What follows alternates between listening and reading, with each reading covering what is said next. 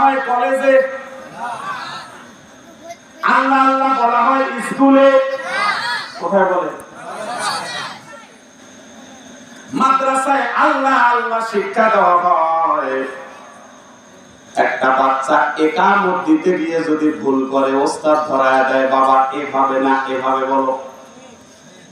সালাম দিতে গিয়ে যদি ভুল হয়, দেখবেন ওস্তাদ বলে দেয়, বাবা এরকম করে না, সালামটা এভাবে করে দাও।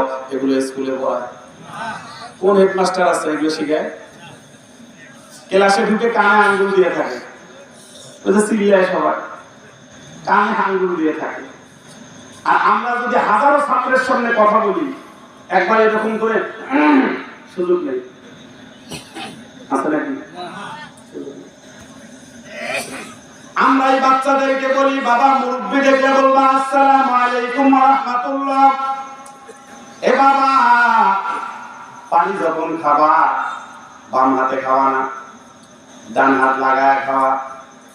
তুমি যে ভাত মুখে দিচ্ছ, দোয়া বলছো নাকি? এগুলো কি অন্য ওস্তাদরা শেখায় না হুজুররা শেখায়?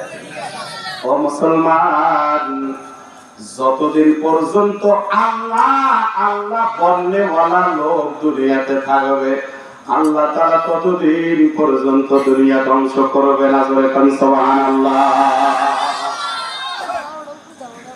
তাহলে এই মাদ্রাসার মধ্যে যেহেতু আল্লাহ আল্লাহ শিক্ষা দেওয়া হয়,